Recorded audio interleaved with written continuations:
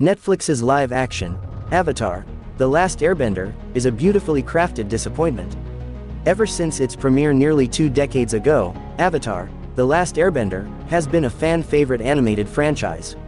Co-created by Michael Dante DiMartino and Brian Konietzko, the original series garnered critical acclaim and spawned an extended universe. That's why there was much to anticipate when Netflix announced a reimagined, live-action, Avatar, television series, helmed by DiMartino and Konietzko as co-showrunners and executive producers. Unfortunately, that euphoria was short-lived, as the pair left the project over what was described as creative differences. Now, with Sleepy Hollow, showrunner Albert Kim at the helm as creator, writer, and showrunner, Netflix has finally debuted its long-delayed take on Avatar, The Last Airbender. And although the series is far from the mess that was M. Night Shyamalan's ill-conceived and whitewashed film adaptation, it will leave fans wishing the streamer had left DiMartino and Konietzko's masterpiece alone. Tasked with adapting the animated series' first season of 20 episodes into just 8 hours, the live-action, Avatar, starts promisingly enough. After living in harmony for millennia, the power-crazed Fire Nation, led by Fire Lord Sozin Hiro Kanagawa, rises against the world's other 3 nations, the Water Tribes, the Earth Kingdom and Air Nomads, in a ploy for domination. Using stunning CGI and special effects, the series' prologue is recounted in majestic color, explaining the history of the war and precocious airbender Aang's Gordon Cormier, life before he goes missing. It's a dynamic entry point for lifelong Avatar enthusiasts and newcomers, who can quickly orient themselves in the days before Aang, who learns he is the Avatar, the master of all 4 elements, is frozen in the ice for 100 years.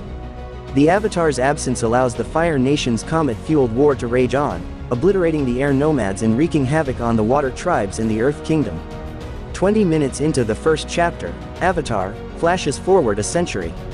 Katara Kiawentio, the sole water bender of the Southern Water Tribe, and her overprotective brother Sokka, Ian Owsley, stumble upon Aang's resting place, inadvertently awakening him.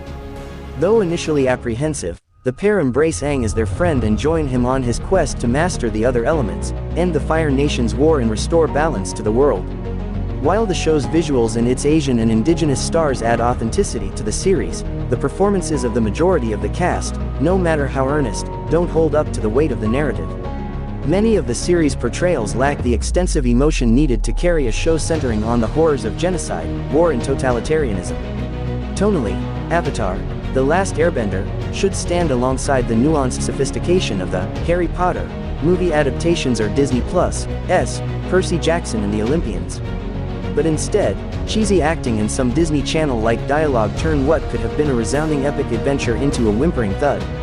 As with many live-action films and television adaptations from written or animated sources, Kim and his writer's room conflated and combined several pivotal narrative beats. However, entwining Jet's Sebastian Amoruso, story of freedom fighting with the Earth Kingdom's sparkling city Omashu and the tale of King Bumi Utkarsh Ambudkar, feel rushed and overly convenient, especially for those who know the original series well. Moreover, stripping Sokka of the comic relief that enriched the animated version of his character is hugely disappointing and makes for a more one-note depiction. Despite these missteps, there are a few standout moments in the series. Avatar's opener and its second episode, Warriors, remain the 2 strongest installments of the show, while the penultimate episode, The North, injects a vital intenseness and a gorgeous display of waterbending needed to reinvigorate the series in its final hours. And despite many of the series' lackluster performances, Elizabeth Yu's turn as the cunning and volatile Princess Azula, who is desperate to impress her father, the sadistic Fire Lord Ozai Daniel Dae Kim, and outsmart her exiled older brother Prince Zuko Dallas Liu, is by far one of the most powerful showcases of the series. Also, Paul Sun-Hung Lee's role as Uncle Iroh tempers the tone of many scenes that bent toward melodrama in the hands of more novice actors.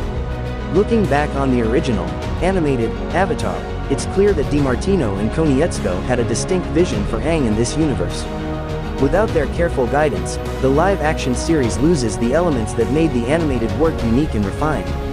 Ultimately, Avatar, The Last Airbender, feels like it's putting on a show, instead of meticulously immersing the audience in this stunningly crafted world.